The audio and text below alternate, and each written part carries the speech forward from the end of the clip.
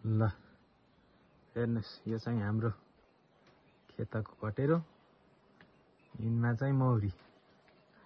यिनी चाहिँ मुडे घारबाट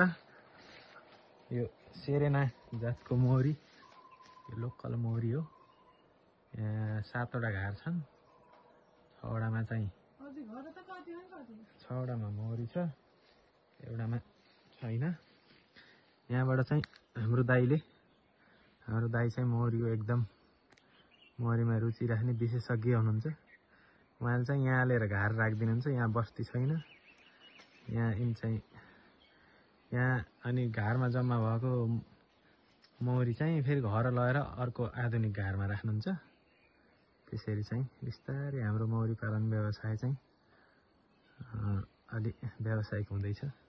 एकदम अर्ग्यानिक मह अहिले त करिब 2000 पर्छ होला भोरेर 1 केजीको अझै बेच्न सुरु भएको छैन अझै निकाल्ने बेला छैन अहिले मौरी नै जम्मा गर्दै हुनुहुन्छ यो चाहिँ हाम्रो खेत हो यहाँ चाहिँ तोरी छ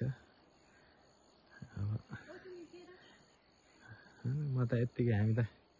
घर आएको बेला हेर्न आएको यहाँ दुःख गर्ने त सबै दाइले हो हामीले यसो खाने मात्रै हो मह खाने